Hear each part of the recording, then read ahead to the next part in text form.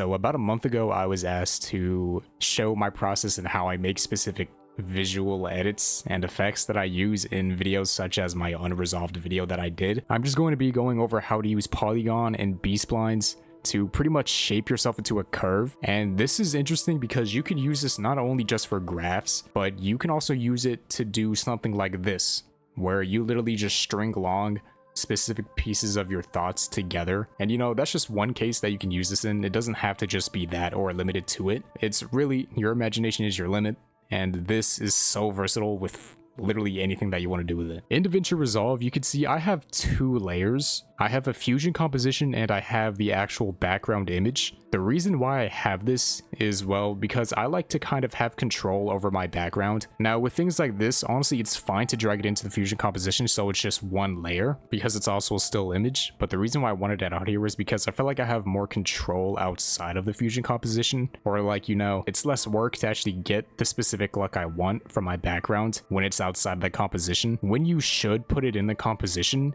is if your elements inside of your composition is interacting with your background. So again, if you're doing something like painting a picture with this effect, then that's when you should be putting it inside of your composition. But with that out of the way, let's actually start with how we do this. So we have to first get the fusion composition. So you'll find that by going into the effects tab up here. If you don't have it open, just click it right there, just right there. And then you go to the effects tab right here on the toolbox, and then it should be the second choice right here. I recommend that you just favorite it. So now that we dragged our fusion composition inside of our timeline, the first thing that we should do is open it up. So you have to click onto the fusion composition in the timeline, right click, and then open in Fusion page. You should absolutely set a keybind to open in Fusion page because you're going to be doing this a lot.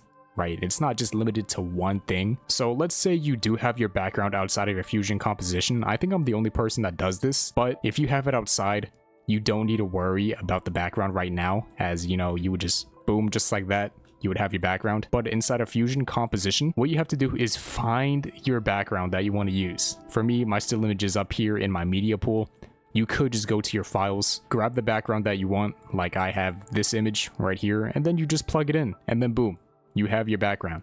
But I already have mine, so plug it in there. And this is our background. We're nice. So we could actually rename this to background. So now that we have our background, we should start outlining the graph. So the way to do that is actually pretty weird. So we go up to this bar right here and we go to the far left. This icon right here is for the background node. Now we do already have a background, but we're not using this background node in the same way that you would think. So by dragging it and then moving it onto this line and then just releasing it, now our screen turned black. But pretty much what this is this is our graph. If, believe it or not, this is our graph. So the first thing that we should do is actually color our graph correctly. So depending on what you want, this is all up to you. I personally choose white as my color for the graph, but really it all depends on your style, so that's all up to you. Again, this is your decision. Trust your judgment. Now that we've picked our color, whether you click right here and then you can change your color, or by using these, what we're going to do is we're going to actually add a B-spline or a polygon. Personally, the B-spline looks the best for graphs, but I use polygon just because I like to have that remote control over like the smaller details of it. So that's why I use this. Choosing the background and just clicking on polygon, it will automatically connect it. So we could just move this back here depending on how you want to sort it, and then we should be good. Now, if you go up to your preview tab thingy up here, you can literally click anywhere that you want and you will build a graph. See right here, this is a graph. So nice. Now what we can do is literally just shape this into the way that we want. So, you know, sometimes you could actually like do like this. You don't need to connect it, just Control Z, you'll be fine. But now what we can do is we could actually start smoothing this out so that way it looks more like a graph. The way that you do that is you could go up here and you could press this button right here while highlighting a specific joint, and that's going to smooth things out. And then of course you could tweak it to however you want. You can make this bigger if you want a graph that starts off slow and then rises, you know, literally whatever you want. So like this as a graph, in my opinion, actually looks pretty fine. I'm gonna just do this. Boom. Now the next step that we have to do is in the inspector tab, which if you don't have it open, it's right up here. You click this inspector word and it's open. The next thing that we have to do is go down to this border width and then just change the shape. You can use this knob, this slider, but personally I like to go up to the 0.0 thing and then just turn it up a little bit. This gives us a little bit more control over how much we want. So boom, I think this is fine right here. Boom. So now that we have that, we pretty much have our outline of the graph. But if we play the video forward, you could see literally nothing's happening. This doesn't look that nice. If we look in the beginning of this template, what I did was I made the graph pretty much draw itself over time. So on frame 0, there's nothing. And then, you know, on the 14th millisecond, you can see itself drawing itself out. So how do we do that? If we still go to the inspector tab, we can see this thing called length. Now, what I'm going to do is I'm actually going to go to the frame where I want the graph to start drawing itself out, right? So let's say I want to draw itself out on frame 5 and go to the length again, and then click this diamond shaped thing right here. This is a keyframe. And if you don't know what keyframes are, they pretty much are the timers that tell you, hey, this is where I want you to start moving and stop moving. So that's what that is. So we have our keyframe set at 5, and then we could just go ahead to as far as we want in the timeline, and then we're just gonna stop to where we think the graph should end, where the graph should stop drawing itself, where it should be completed. I'm thinking frame 37 is fine. So I'm going to go to frame 37 and then click this diamond thing again, and then now we have 2 keyframes. Now what I'm gonna do is, you notice that there's this arrow that spawns when you do your second keyframe. So we're gonna click that to go directly to the first keyframe again, and then just turn the length all the way down. And if you see what the length does is it undraws itself. That's what we want. So now if I go to frame 0 and play it, you can see that the graph is drawing itself now. Now, of course, we still have this little dot here that kind of messes with the visual, and also the graph drawing itself out isn't the smoothest thing ever, which we can fix. And the way to fix that is actually by going up to the spline tab. And I already had it open for this segment, but that's how you open it up. You just click spline. Essentially what we're looking for is we're looking for the name of what we have. So right here we have polygon 1 and length. So we already have polygon 1. We do not need polyline, so we can just get rid of that, and now we just have the length. Now we can press this button right here, which reframes everything so that, we could just see the things that are visible on this thing.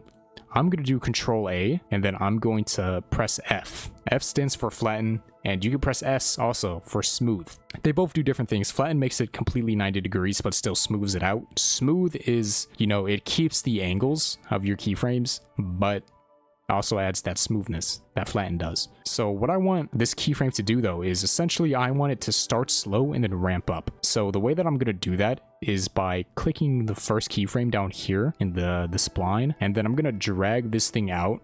And as you can see on the graph, it kind of makes it elongated. So that's what we want right there. So now it's going to start off slow and then ramp up. And that's literally it. Now that we have animated this, let's move on to the second part of this animation, which is these dots. Now keep in mind, the dots that I use are a little bit more detailed. I don't use a single dot, I use 2 of them and combine them together to make one thing. So just like a cake, this outer ring right here that's a darker blue is underneath this brighter circle. So keep that in mind because we are going to be using this, we're going to be doing this layer by layer. So you see right here where this line starts, we will get rid of this later, but for now we're going to use that as a guide for where we want our dot to be. So I'm going to move this media out just right here and remove the spline, just like that. And we're going to do the same thing as last time. Grab your background node, drop it into the line, the strings that you made, change the color. So since we're doing the outer ring, I'm going to make mine a little bit more darker. So now that we have our color picked, what we're going to do is we're going to just re-highlight our background node, and then we're going to choose ellipse instead of B-spline or polygon. Now that we have ellipse, we could actually just zoom out a little bit, see how big this is. We're just going to size this down. We're going to go up to any of these corners right here, then just size it down. A fair amount. Don't do too little, because in case you want to size it back up, it's actually going to ruin the quality of it. So you'll see what I mean in a minute, but let's just keep it relatively big. So now that we have that, we're literally just going to do just like layers on top of this background node. So just like layers, what we're going to do is in between the space of background and merge, this line, we're going to add another background node. And then we're going to change this color to, something a little bit lighter, just to, have that shade that I want inside of the dot. And then I'm going to copy and paste this ellipse, Control C, Control V, and then I'm going to hold shift so that it doesn't connect to this one. And then I'm going to grab this square, put it to the background node, and then resize it down so that we get something like this. And this is what we're looking for. This already looks nice. I'll be honest. Maybe I'll just size it up just a little bit more, but this looks great. So now that we have this, we essentially have our dot. So what we're going to do is, if you notice, if I try to move any of these ellipses and stuff, you'll realize, hey, dude, I can't move all of these at the same time. I have to manually change all of them to get them into the spot that I want. No. All right, you don't have to do that. What we're going to do is we're going to go literally up here on this tab, this bar, and get this thing right here. This is called a transform node. And we're going to hold shift. We're going to put it in between merge and this merge right here. And what this transform node is going to do is basically it's going to tell everything underneath it, hey, when I move, you move with me. So now if I select the transform node and I just move it around, you'll notice everything moves together. And this is great. This is what we want. Now, before we move on though, I will organize everything. So I will click on this merge one and rename this. This is going to just be graph. And then I'm just going to name this plot point 1. Boom. Now that we have that, we can actually move this to where we want. So I'm going to do this. I'm going to size it down just a little bit. I think that is a good size and that's good placement right there. So let's actually see. There we go. Now I'm kind of liking where everything is. So boom. Now we have our dot. Now let's go about animating it so that it kind of has this pop-in effect. Just like how we have here, it kind of pops in. What I'm going to do is I'm going to go back to, remember when I wanted to graph to kind of draw itself in? So that was keyframe 5.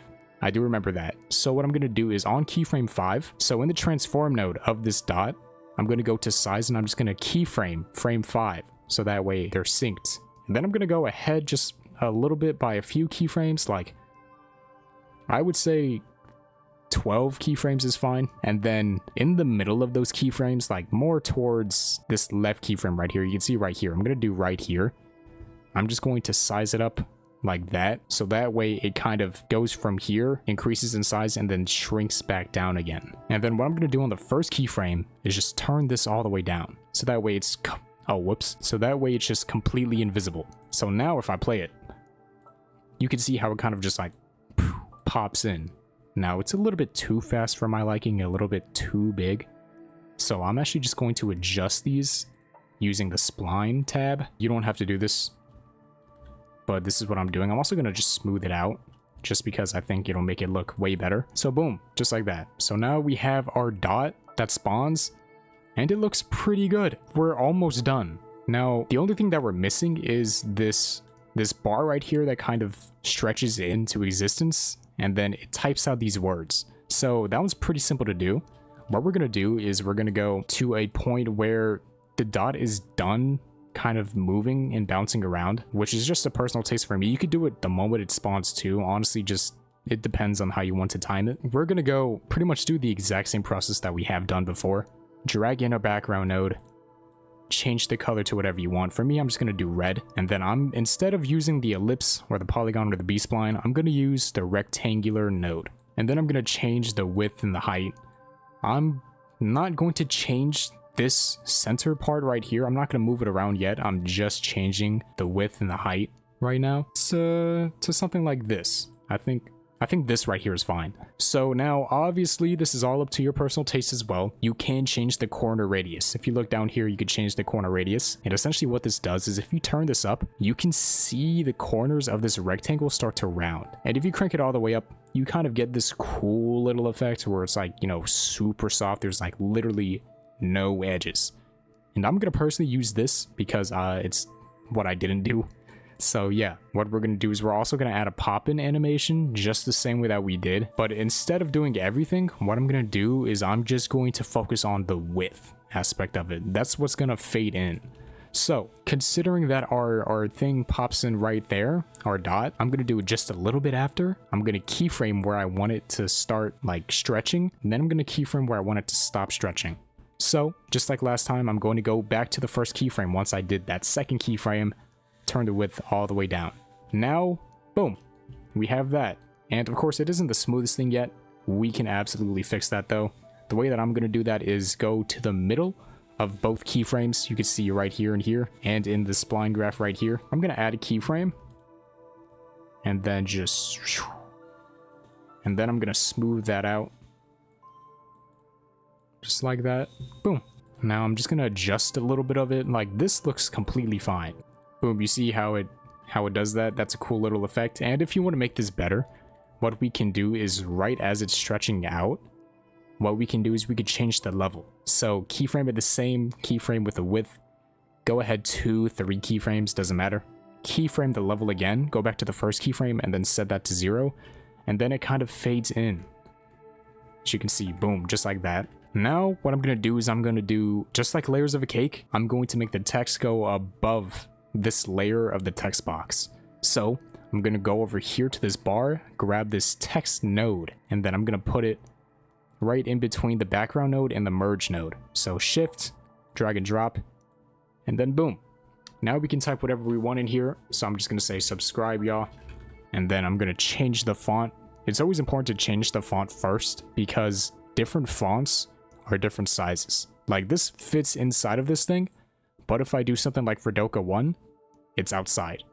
And since I want to use Fredoka 1, it's important that, you know, you do that first, so that way you don't have to resize it, because, you know, that's fine. So now that we have that and we fit it inside, now we can animate the text. So in my original template, what I did was I actually made it type it out itself, right? Almost like a typewriter.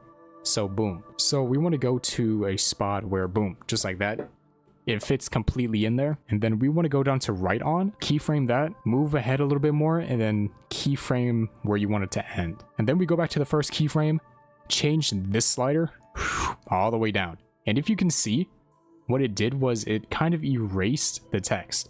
But if we play it forward, boom, you see that? And of course, you could adjust it to be faster or slower depending on what you want, but that is what it is. So now that we have everything pretty much animated, what we can do now is we could actually put another transform node in between these, so that way we can actually put it above our dot, just like so. And then there we go.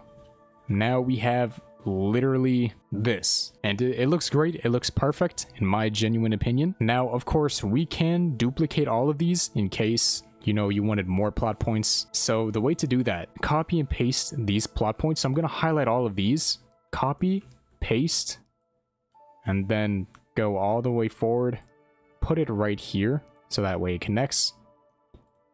And then now I can use this transform node, and let's say I want one right where it drops. Boom, just like that. So now I have it where it drops, but now if I play it back, they spawn at the same time. But I want it to spawn like when it punches through the hole, like literally right here. So to do that, I'm going to go to where I want it to spawn, essentially where I want the keyframes to start. The reason why I want to do transform 1 is because this is the name of the new plot point. So we could actually change the name of this to plot point 2. Make sure to stay organized, that way if you want to go back and change a few things, you could find it easily. But yeah, so transform 1 of 1, click this button so we could actually see it. And then see, since we stopped on the keyframe that we wanted to start, what we can do is we can actually control A, shift, and then drag this, and then this, make sure the starting keyframe is lined up with the frame that you're on. So that way now it will look and punch through. And then we could do the same thing with this bar, which I forgot to name. So let's name it text bar. Copy that, paste that, put it right here, and then use a transform node, put it above where you want it. And then we want rectangle 1 of 1. Boom, just like that. So we have rectangle 1 of 1, which is our polygon. And then we want text 1 of 1. So now that we have these two, we want to press this button so that they're aligned. Control A to highlight all of them. Grab one keyframe and then line it up so that the first keyframe lines up to where you want it to start. And then boom. And then you could just literally copy and paste that for however much plot points you want. And you could change the text too. So instead of subscribe, y'all, we could actually change this to, let's see, text. And we could do something like, you a bitch. If you so wanted, you could do you a bitch. But for now, I'm just going to do, you are loved. Boom. See, now we pretty much completed everything. We got the look down, we got the feel down, and that's really all that matters. But there's one more thing missing. this looks way more aesthetically appealing compared to this. So how do we get this look? It's simple. I use two effects called glow and drop shadow. Drop shadow is the first one, so let's focus on that one. So on graph, or node graph, let's go above background and let's shift space on this line right here and search up drop S and then enter. That will give us a drop shadow right here. What we're gonna do with this drop shadow is we're just going to plug it in right here holding shift, and then we're going to go to the right in the inspector tab and turn down the blur.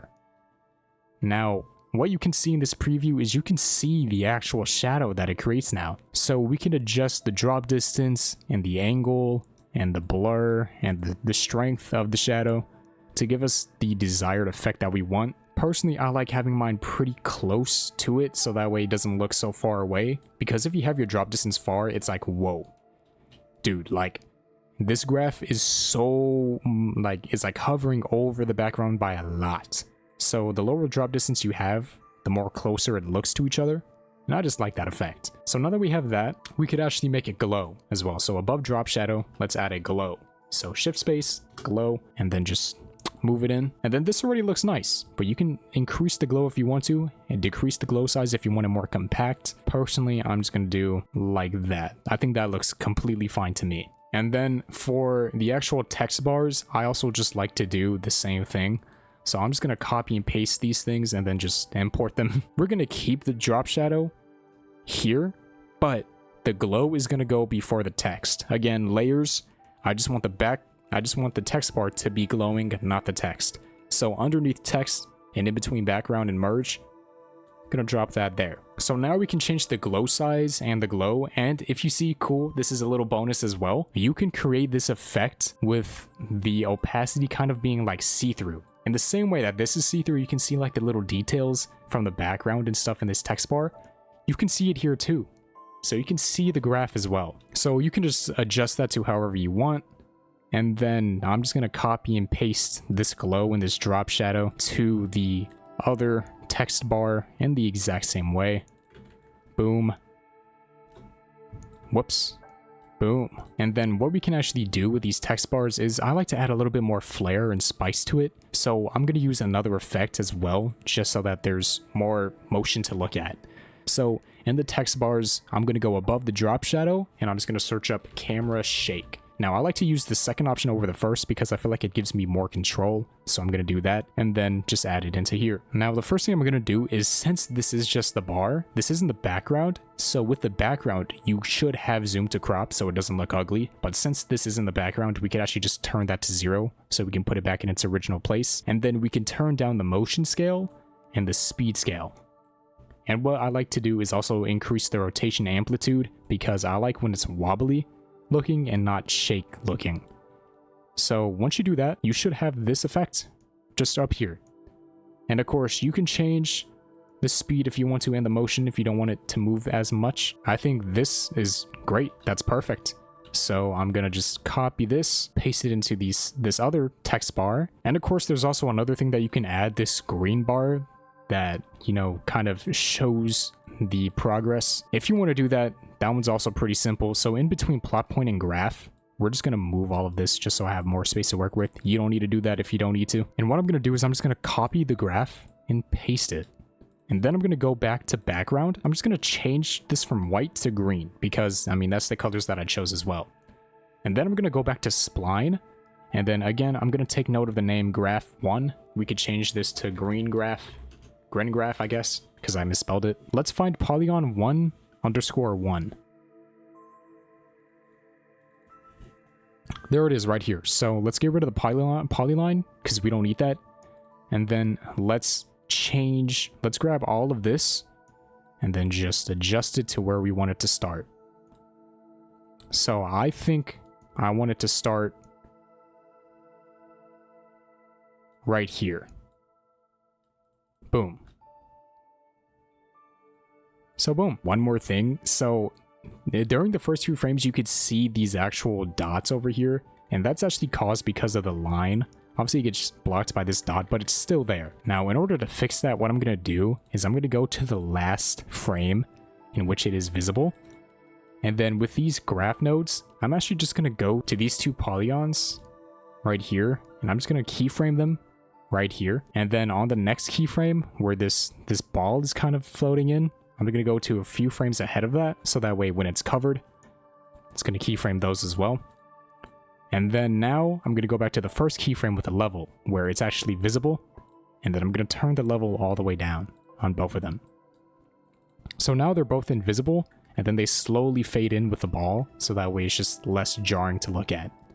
And of course you could tweak it so that it's fully invisible the whole way through, but me, personally, this is just a test. I don't need to do anything crazy. But yeah, this should be the final result. This is the original, and this is the remake. Nice.